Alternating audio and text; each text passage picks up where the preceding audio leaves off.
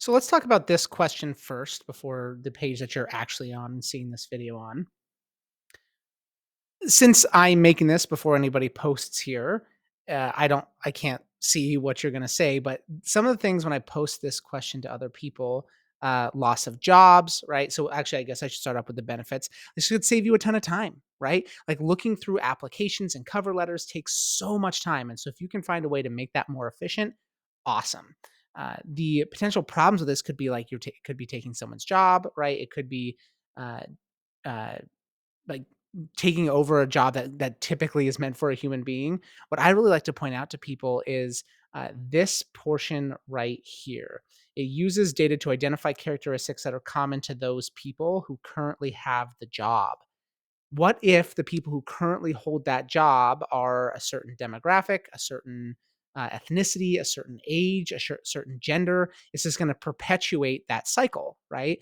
And so there is some implicit bias built in here because, as we looked at with Google, it's just data.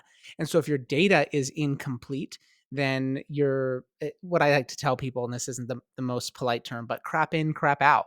Like if you give it bad stuff, if you give AI tools bad data or bad information going in, it's going to give you bad stuff coming out. And that's a very, very important thing to be thinking about. And also teaching our students when we're talking about this type of stuff, right? So we have a tendency to think that, well, it's completely unbiased. Is it? It's a machine. It doesn't have emotions or like a history, but it is just only as good as the data that has been fed into it.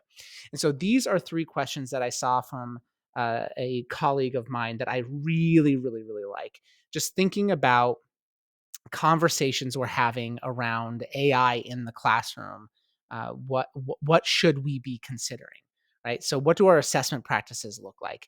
This is going to be way down the road, but if you can plug in to Chat GPT, your essay prompt if you're an English teacher, or your math problem if you're a math teacher, your science lab if you're a science, whatever, time in history, and that can just spit out what our students are normally producing.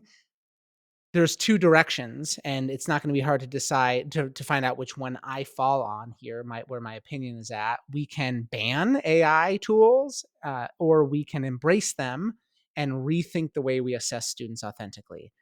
Take a guess what my opinion is, right? So just thinking about what our assessment practices look like and how can we prioritize process over product. We're talking a little bit here about ethics. That is an ongoing and should constantly be an ongoing discussion. I don't have any answers for you, but those are conversations that need to be happening.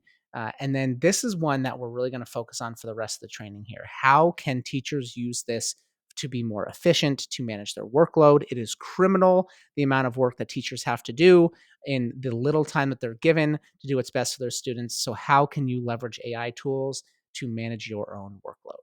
And just thinking about those questions, go ahead and move on to the next page and we'll start playing around with some of these tools.